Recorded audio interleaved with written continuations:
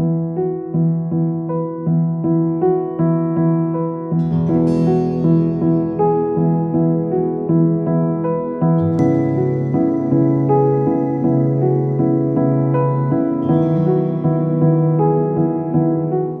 en primer lugar, dar muchas gracias a Dios por alabanza, por ministerio de alabanza, ¿sí? Creo que podemos estar todos agradecidos por ministerio de alabanza que nos dejan participar y podemos pasar, como esta palabra que a veces me viene, momentos solemnes, únicos en la presencia de Dios, y gracias a Dios por sus vidas, por su ministerio, por su entrega.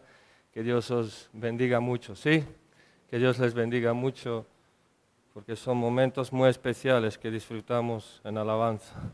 Y bueno, bienvenidos a todos, buenos días a todos. Creo que hay gente que nos siguen de sus casas, también les damos bienvenidas. Creo que hoy tenemos algunas visitas.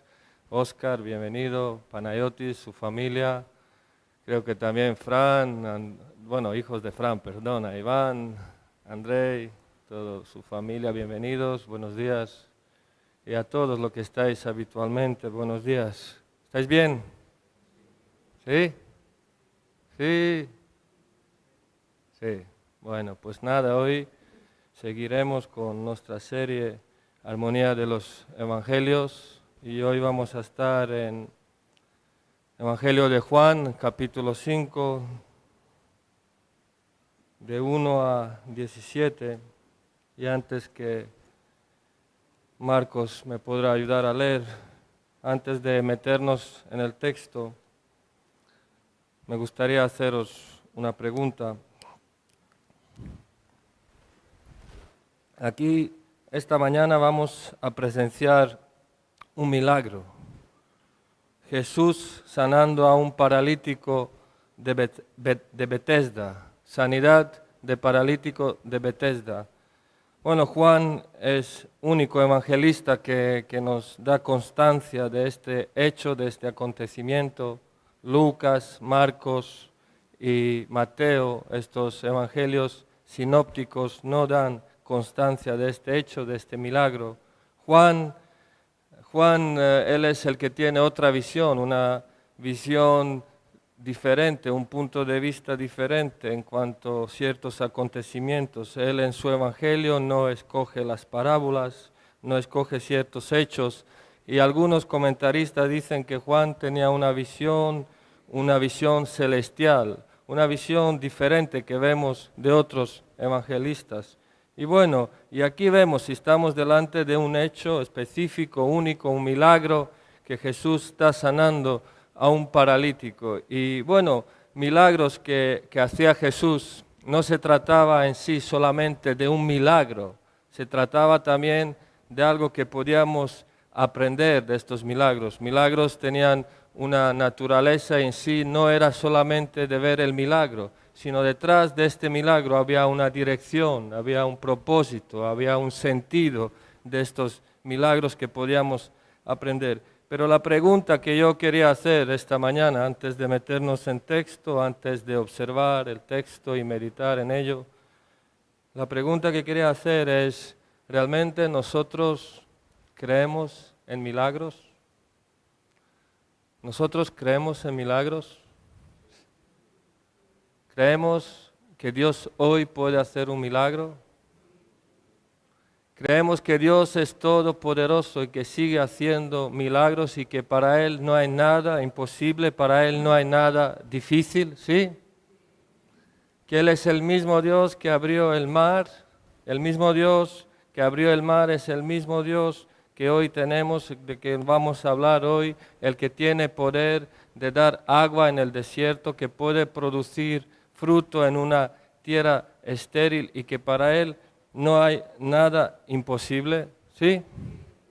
Que para Él no hay nada difícil. Y realmente, bueno, nosotros otro día, cuando estaba aquí Tony y Irina, ellos presentaron a Elías, ¿os acordáis? Y yo cuando ellos lo presentaron, este bebé recién nacido, pues pensaba, ¿no?, en milagro de la vida. el milagro de la vida, que si no fuera por Dios que dio vida a este bebé, este milagro no podía suceder. Y muchos de nosotros, domingo pasado, hemos sido testigos de un milagro.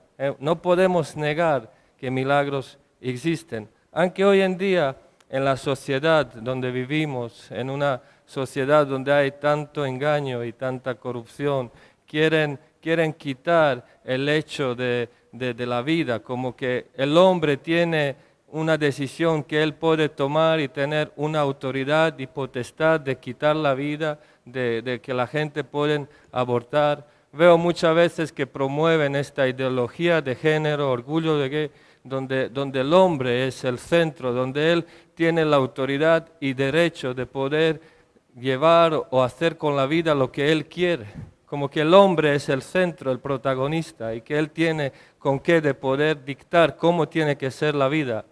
Y gracias a Dios, como hemos cantado, por su misericordia, que hoy sí podemos respirar, si hoy podemos estar aquí, porque dador de la vida, Padre de misericordia y toda la consolación nos permite vivir. Amén. Y si esta mañana podemos aprender algo, podemos salir de esta reunión, que puede ser esta, que podemos apreciar esta misericordia de Dios, que podemos valorarla de una manera diferente, porque todo lo que estamos observando en este tiempo de armonía de los evangelios, hemos podido ver cómo Jesús nació en pesebre, Dios se ha hecho carne, es un milagro, su vida perfecta que vivió también es una misericordia, su muerte en la cruz que vamos a ver y su resurrección es gracias a Dios por su misericordia. Y espero que esta mañana podemos ser personas que podemos apreciar y valorar esta misericordia que se acerca a nuestras vidas y que no seamos como aquellos en Nazaret. Cuando Jesús estaba en una ocasión en Nazaret, dice que no pudo hacer muchos milagros en aquel lugar. ¿Por qué? Por la incredulidad de ellos, porque estaban viendo a Jesús como hijo de María, hijo de José, y por su visión carnal, por su conocimiento natural, no pudieron apreciar milagro, perdieron el milagro.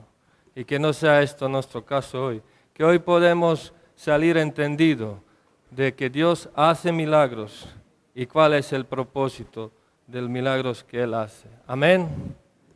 Bueno, pues nos metemos aquí en el texto, Juan 5, 1 a 17, a ver si me puedes leerlo, por favor.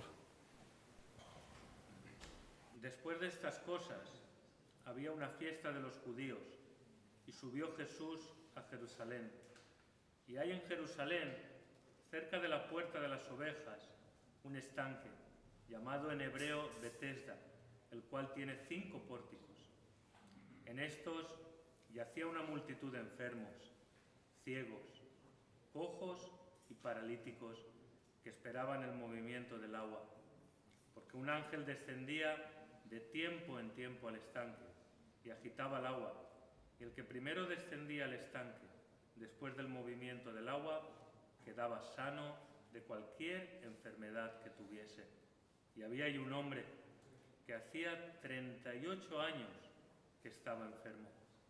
Cuando Jesús lo vio acostado y supo que llevaba ya mucho tiempo así, le dijo: ¿Quieres ser sano?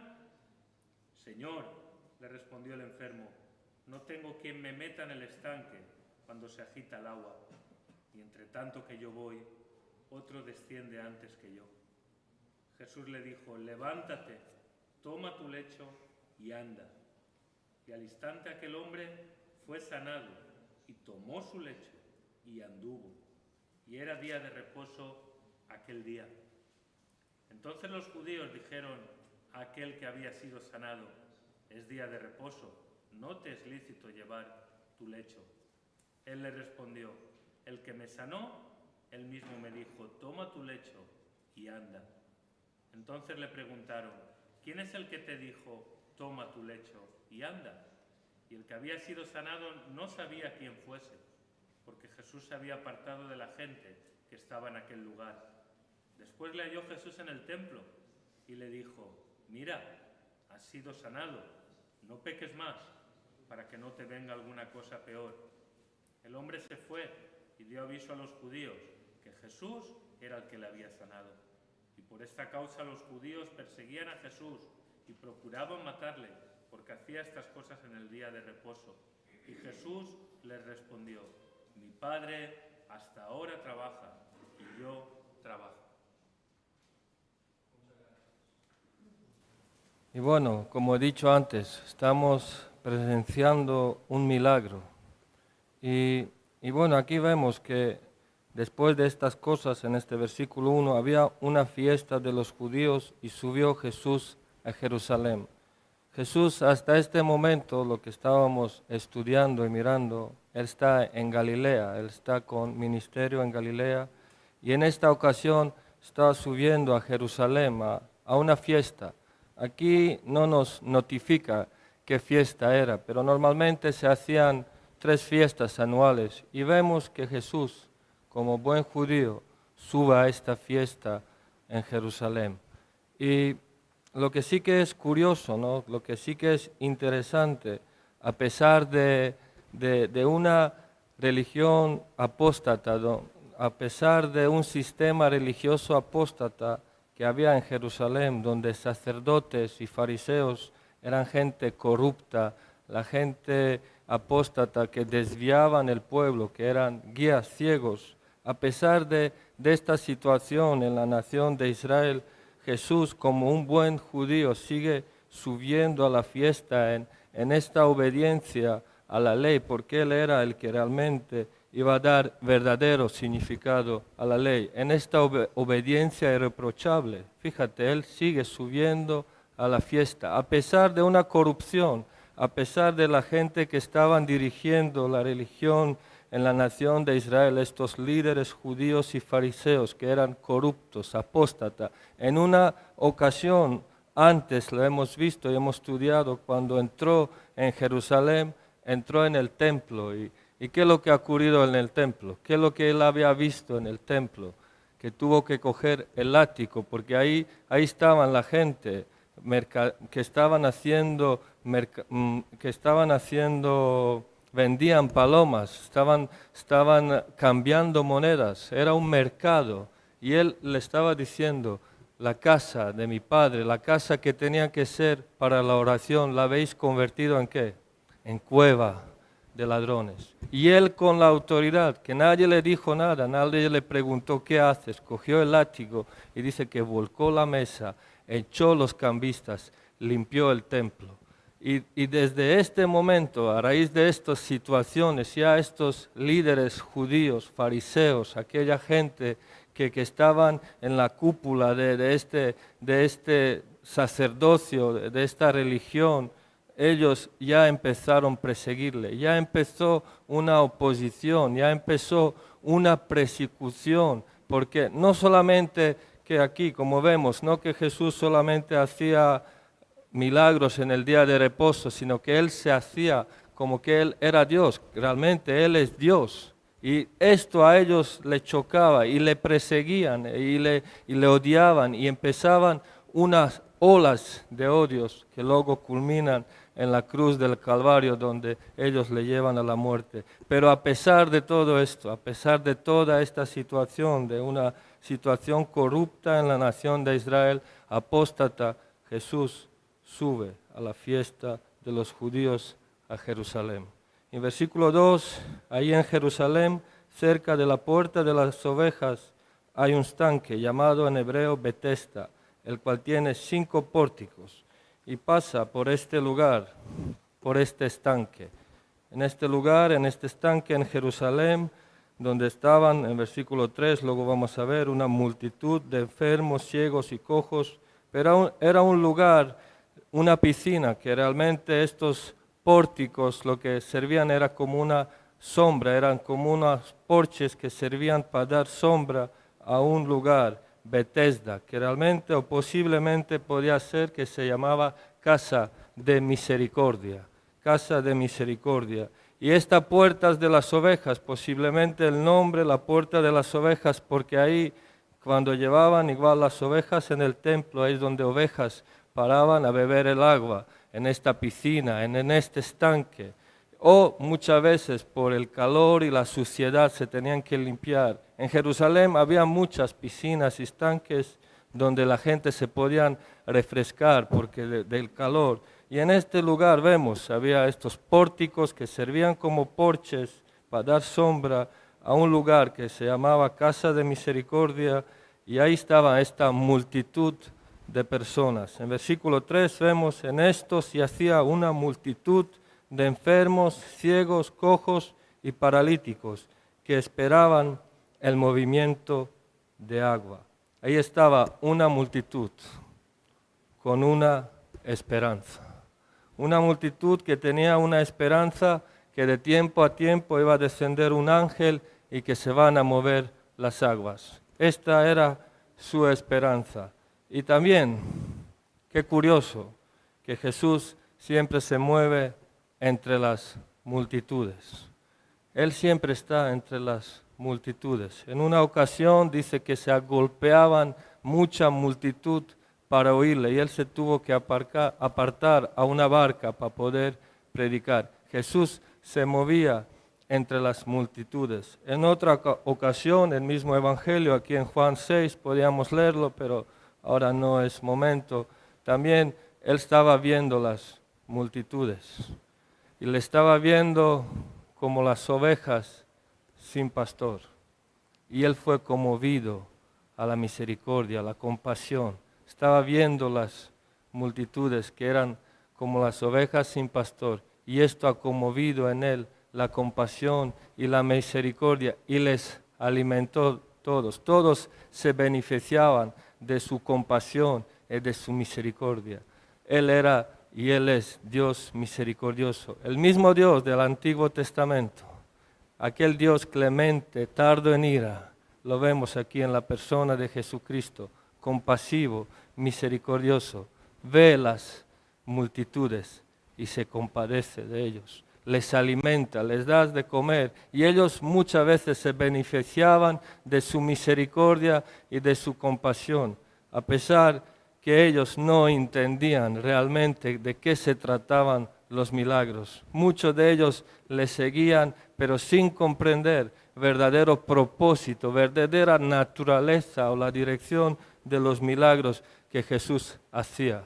Los mismos discípulos muchas veces estaban sin entendimiento para poder comprender de qué se trataba lo que Jesús estaba haciendo. Y cuando hablamos de un milagro, un milagro es el que rompe las leyes de naturaleza. El milagro va por encima de lo natural, por encima de matemáticas, de ciencias, de medicina, es algo sobrenatural. Un hombre con mano seca, Jesús le recrea y le da una nueva mano. Un hombre que es leproso a instante recibe la sanidad.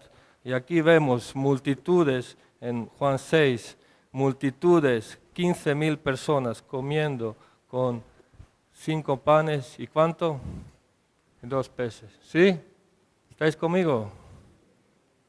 Es un Dios compasivo. Y esto es el punto, que no fue el milagro en sí, sino qué es lo que tenían que aprender las multitudes, qué es lo que tenían que captar de estos milagros, cuál es la enseñanza que estaba detrás de cada milagro, de todo lo que Jesús hacía. Y muchas veces, como he dicho antes, las multitudes, la gente no captaban prodigios ni señales, no entendían cuál era el propósito, cuál era el sentido, la dirección de estas cosas. Estaban con un entendimiento embotado. Discípulos también, cuando Jesús hacía milagros, muchas veces se quedaban sin entenderlo. Y aquí en Juan también el propósito de lo que escribe todo esto Juan, aquí en Juan 20, vamos a abrir en 20, versículo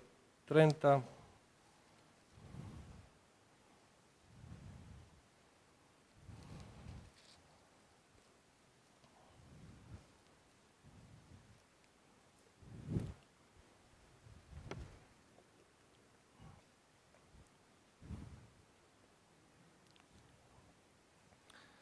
Hizo además Jesús muchas otras señales en presencia de sus discípulos, la cual no está escrita en este libro. Pero esto se ha escrito, ¿para qué? Para que creáis que Jesús es el Cristo, el Hijo de Dios, y para que creyendo tengáis vida eterna.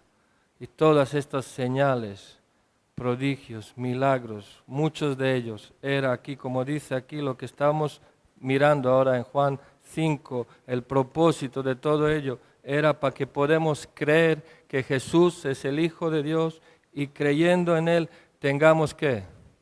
Vida y vida eterna. Entonces todo lo que está escrito, todo lo que está escrito en la palabra que es inspirada, que es viva y eficaz y tiene poder para cambiar nuestras vidas y nuestras almas, está escrito para nuestra consolación, para nuestra esperanza y para nuestro aprendizaje. Todo lo que estamos viendo es para que podamos tener esperanza. Y estas multitudes, estamos con ellos todavía, estas multitudes que estaban en este lugar, en Casa de Misericordia, Bethesda, ellos vivían con una esperanza, pero posiblemente puede ser que era una esperanza equivocada. Yo no sé cuál es tu esperanza, no sé lo que cada uno de ustedes, en qué ponen su esperanza, qué es lo que esperan cada uno de ustedes, en qué tienen fijada su esperanza. Estas multitudes tenían puesta su esperanza en un ángel que descendía a mover las aguas. Aquí en versículo 4 volvemos en Juan 5.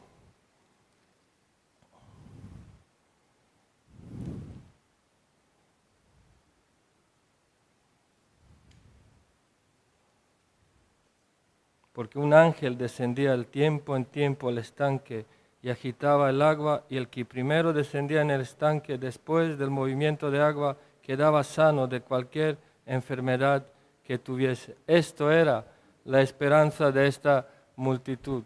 Y cuando Juan escribe este evangelio, también es un tiempo donde ya hay falsos maestros, ya hay falsas enseñanzas, hay muchas herejías, ya hay gente que están negando la deidad de Cristo, ya están circulando las herejías, y él en el tiempo que escribe estos evangelios, aparte de que nosotros podemos ser afirmados en creer que Jesús es el Hijo de Dios y que en Él tengamos vida, también Él quiere afirmar nuestros corazones en esta verdad, en esta esperanza. Y aquí también vemos que esta multitud, como he dicho antes, tenían una esperanza. Algunos dicen que este ángel de que aquí se trata simplemente fue una creencia equivocada, que fue una creencia falsa, que fue una superstición, que lo que se ha creído en este momento, ahí donde estaban ellos en este lugar, que es un rumor que se extendían y esta gente fueron seducida, atraída por esta superstición. Y estaban ahí, en este lugar, en Bethesda, en esta piscina que realmente, no les cubría mucho, estaban ahí tranquilos, seguramente cómodos, pero llevados por una superstición, igual por un engaño, esperando algo que suceda, que posiblemente estas aguas eran unas aguas que tenían un poder curativo, porque en aquel tiempo la medicina y conocimiento de medicina no era tan avanzado. Posiblemente puede ser unas de verdades que simplemente fue una superstición y ellos vivían esperando algo que simplemente fue una imaginación, un entender equivocado. Pero por otro lado también quiero decir que nosotros sí que creemos en los ángeles. Nosotros creemos en los ángeles. Nosotros no oramos a los ángeles. Vemos en la Biblia en muchos lugares presencia de los ángeles. Nosotros no adoramos a los ángeles, pero sí que vemos que ellos tienen un papel importante en la palabra de Dios. Ángeles sí que ministran, sí que vemos como ministros que ayudan. En unas ocasiones hasta el mismo Jesús le ayudaron. Entonces creemos que existen los ángeles, creemos en una vida sobrenatural. También hay ángeles caídos. Sería un estudio muy largo de poder hablar de ángeles, de angelología, pero sí que creemos en ellos. Pero sí que digo que hay que tener cuidado, hay que tener mucho cuidado, porque por ejemplo en Croacia hay un lugar, en Međugorje, donde muchos dicen que habían ciertas apariciones de las vírgenes y mucha gente fueron seducida, incluso dicen que hayan tenido un poder sanador donde mucha gente se han quedado sana por el poder sanador de estas vírgenes y mucha gente fueron engañados y son engañados y seducidos por estos movimientos. Por supuesto, la Iglesia Católica también nos pone cuadros de los ángeles con alas, desnudos, y no es verdad. Es una mente muchas veces pervertida que ha dibujado esto en las iglesias, porque ángeles en la Biblia están vestidos y no tienen nada que ver con esta imagen que muchas veces la gente en la Iglesia Católica lo está dando. Por eso sí que hay que tener cuidado. Sí que hay que tener cuidado con los movimientos extraños, donde muchas veces Jesucristo, el nombre de Jesucristo no es glorificado, donde el hombre es exaltado y Él es el protagonista. Y donde está el hombre exaltado o cualquier otro nombre que no sea nombre de Jesucristo, es un movimiento falso y equivocado. Porque el único nombre que exalta al Espíritu Santo es nombre sobre todo nombre, Jesucristo.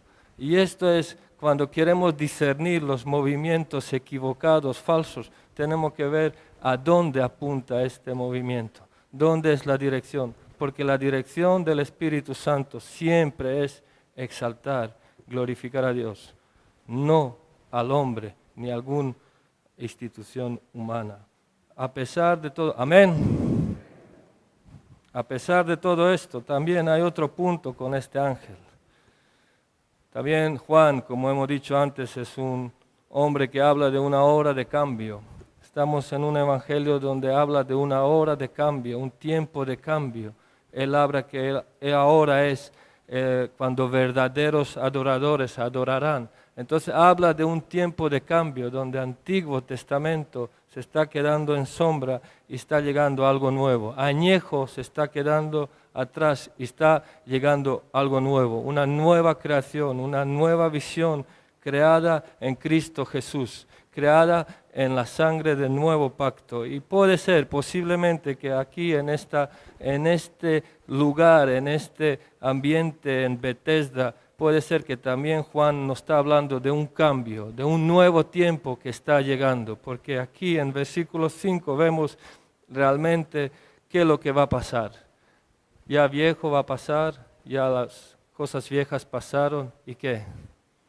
Aquí hay un cambio, aquí vienen todas hechas nuevas. Aquí, en versículo 5, había un hombre que hacía 38 años que estaba enfermo. Cuando Jesús lo vio acostado, supo que llevaba ya mucho tiempo así y le dijo, ¿quieres ser sano? Señor, le respondió al enfermo, no tengo quien me meta en el estanque. Cuando se agita el agua y entre tanto que yo voy, otro desciende antes que yo. Jesús le dijo, levántate, toma tu lecho y anda. Y bueno, si hasta ahora igual estábamos durmiendo, si hasta ahora igual estábamos un poco sin entender el mensaje de todo, ahora es el momento que podíamos estar atentos y despiertos, porque ese es el corazón de este mensaje, ese es el corazón de lo que realmente importa este pasaje. Aquí Jesús hace una pregunta, ¿quieres ser sano? ¿Quieres ser salvo? También puede ser. ¿Quieres ser sano?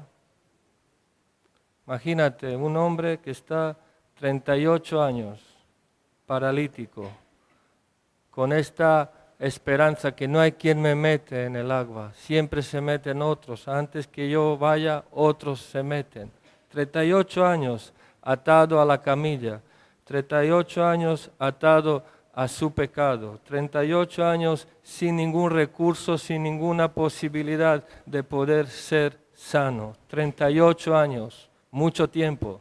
No sé si os suena, si es familiar esta condición, esta situación, sin ninguna posibilidad, no hubo nada que pudo hacer. Para él era imposible que reciba la sanidad. 38 años, sin ninguna posibilidad. En un estanque que se llamaba Casa de Misericordia, pero era todo menos Casa de Misericordia, porque ahí la gente único que miraban quién va a llegar primero, quién se va a meter el primero. Nadie miraba por las necesidades de otros, nadie miraba, a ver, este lleva aquí 38 años, podíamos dejarle el paso, que se meta a él y a ver que reciba la sanidad. Todo menos compasión, todo menos la misericordia, todo menos compadecerse del prójimo. Aquí todo era menos casa de misericordia. Cada uno miraba por lo suyo, que se meto yo primero y da igual que cuánto tiempo lleva este otro. Pero este hombre, 38 años que estaba ahí, lleno de complejos, ataduras, frustrado y muy triste, seguramente insatisfecho. Un lugar de misericordia igual era un lugar de desesperación que estaba en este lugar, en este estanque de Bethesda. Y aquí viene la pregunta: ¿quieres ser sano? ¿Quieres ser salvo? 38 años, ¿qué pregunta? 38 años esperando la sanidad. Y Jesús le pregunta: ¿quieres ser sano? ¿Quieres ser sano? ¿Qué pregunta es esta, Jesús? ¿Cómo no va a querer ser sano?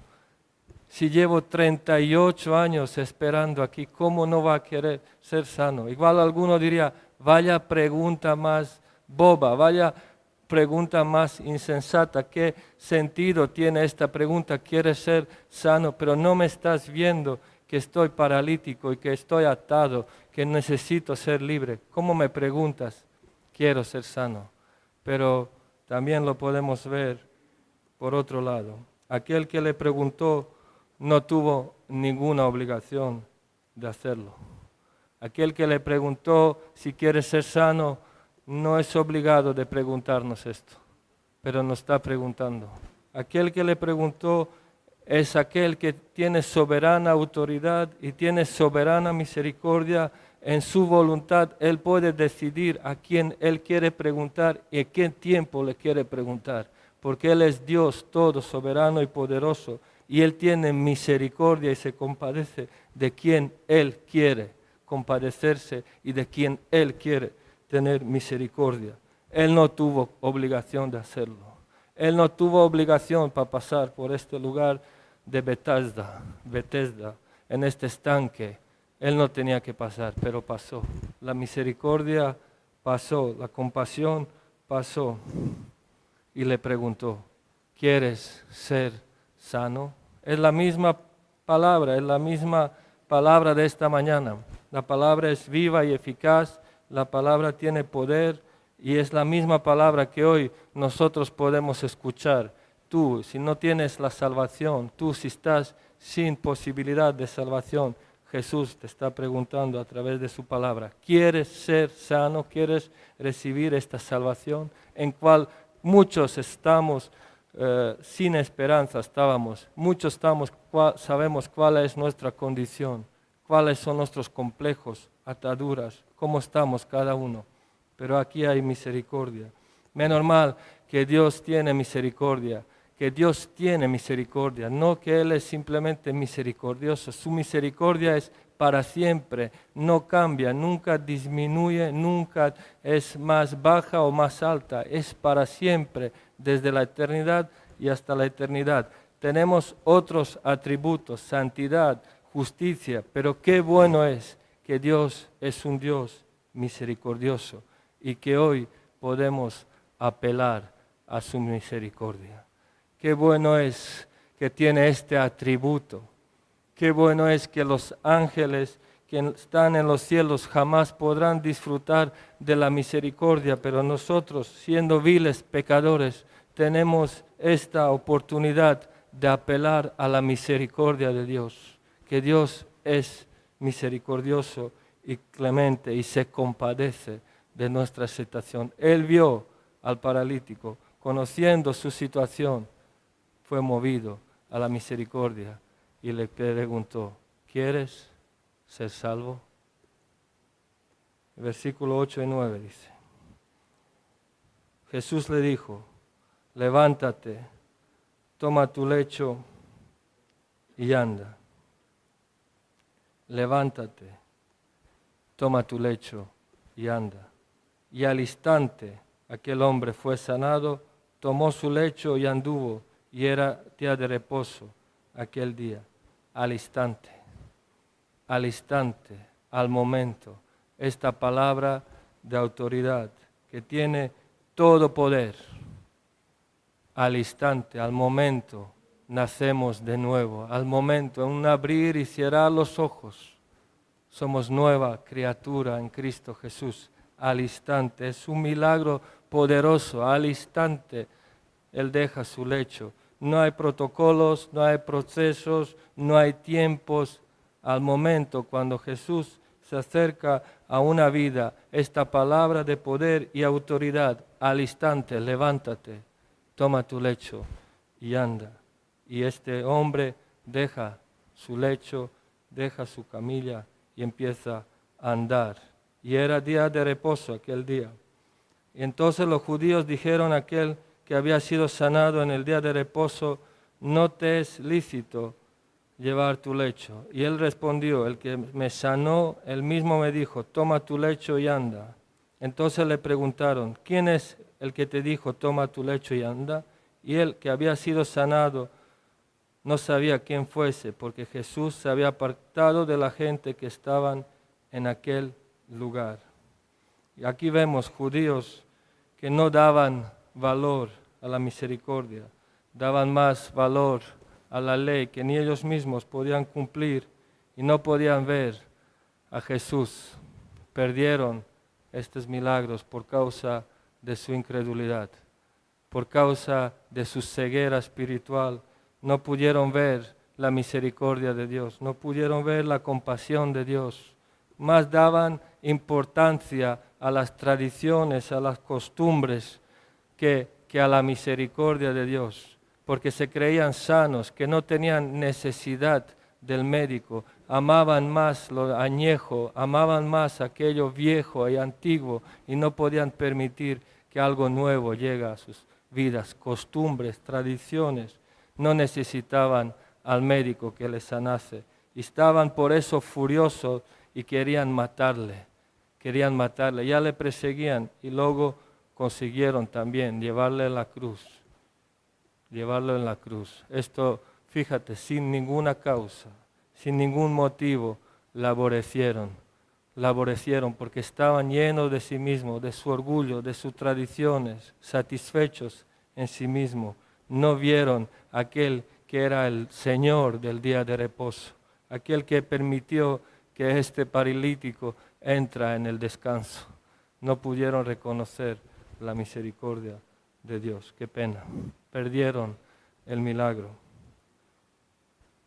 Que no nos sucede esto, que no nos pasa a nosotros esto, que Jesús pasa por nuestra situación y que le dejamos pasar la oportunidad, la misericordia que se acerca un día tras otro día. No hemos sido consumados porque cada día nuevas son sus misericordias, cada día nuevas son su misericordia. En una situación tremenda, muchas veces en el pueblo de Israel, pero Dios siempre, este Dios de pacto que guarda su pacto de misericordia, se acercaba a un pueblo rebelde, incrédulo, en esta misericordia. ¡Cuánta misericordia! ¡Cuánta misericordia en la persona de Jesús! Aquí en versículo 14 dice, después le halló Jesús en el templo y le dijo, mira, has sido sanado, no peques más para que no te venga alguna cosa peor. Después le halló Jesús en el templo y le dijo, mira, has sido sanado, no peques más, para que no te venga alguna cosa peor. Y aquí vemos, después de todo lo que hemos mirado y observado, vemos el fin de este milagro. Jesús no solamente que sana a paralítico, no solamente que le libera de las ataduras y de la esclavitud del pecado, no solamente deja la obra a medias. Nuestro Dios no deja las obras a medias. Aquel que comenzó su buena obra en nosotros, ¿qué? La terminará. Él no es un Dios que hace chapuzas. Él no hace las cosas al media. Aquel que nos llamó, que nos predestinó, nos llamó, también nos glorificará. Y Él, único lo que quiere aquí, lo que está diciendo a este paralítico, fin de este milagro, el propósito por lo que Él te ha sanado, propósito por lo que Él ha hecho el milagro de nacer de nuevo en nuestras vidas. No es para que vivamos como hemos vivido antes, no para que volvamos en la antigua senda, sino que podemos buscar esta santidad en este proceso de santificación. Vete y no pecas más. Ahora, cuando eres libre del pecado, busca la santidad. No vuelvas otra vez ahí donde estabas. Fin de este milagro no es para dejarnos como estábamos. Jesús nos ama a pesar de cómo somos, pero quiere que cambies. No quiere dejarte en la misma situación. Él quiere formarnos a su imagen y semejanza. Esta es su obra, por eso nos hizo el milagro. Él quiere formar su carácter y su imagen en nuestras vidas. No quiere dejarnos como estábamos. Hay un fin del milagro. No solamente milagro en sí, Dios nos sana, nos limpia, nos perdona, sino que hay un propósito, hay un fin, hay un porqué de todas las cosas. Y aquí lo está diciendo, aquí le está diciendo, en versículo 14, has sido sanado, no peques más, para que no te venga alguna cosa peor. Seguramente este hombre estaba en esta condición por causa de su pecado. Jesús, conociéndole, le ha liberado, pero le ha advertido: ahora vete y no practiques más el pecado, no vivas más una vida practicando el pecado, ya que has sido liberado de la esclavitud, de la potestad del pecado, ya que Dios te ha librado y te ha sanado por su misericordia. No vuelvas más a este lugar, sino siga buscando la santidad y santificación, haciéndote a la imagen del Creador, de Jesucristo. Aquí en Romanos 12,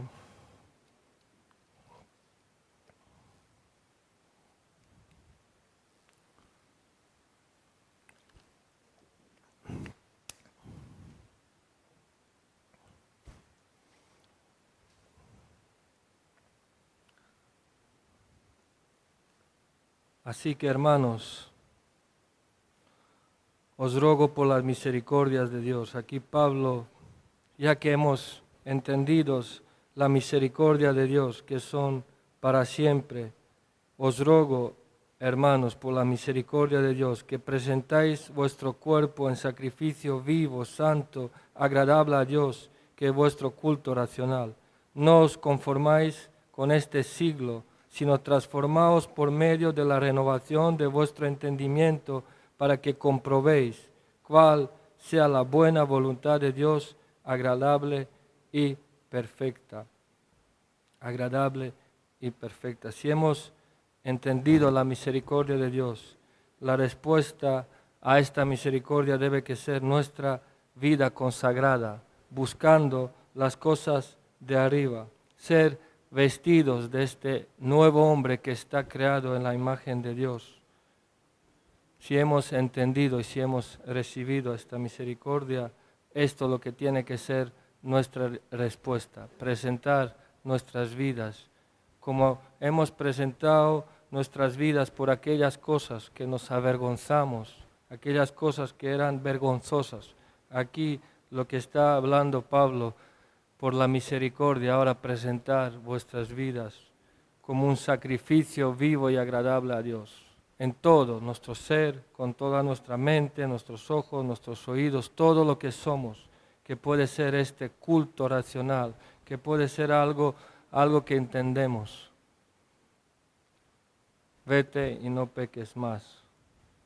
Espero que esta palabra de esta mañana, aquí hay muchos detalles, hay muchas cosas que podéis luego meditar en ella en vuestra casa, pero creo que con estos puntos que hemos tocado esta mañana, con estos toques que hemos dado a esta historia, espero que podemos meditar en nuestros corazones. Ahora podemos tener un rato de oración, podemos tener un rato de alabanza, y en esta alabanza, en oración, que podemos pues derramar nuestros corazones, que Dios puede quebrantar nuestras vidas viendo la misericordia de Dios, viendo cuánta es su misericordia, cómo Él cada día se compadece de nosotros, y que la respuesta a lo que hemos recibido, que lo que hemos recibido no lo merecemos, pero Dios nos lo dio por su misericordia, que en la respuesta a esta misericordia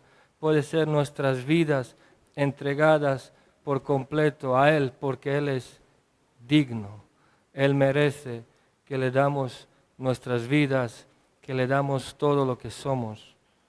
Él es digno y Él merece. Él podría acabar con este mundo que vemos cómo está, pero le sigue sustentando, le sigue manteniendo en su paciencia, esperando que la gente se arrepiente y que vuelvan a Él.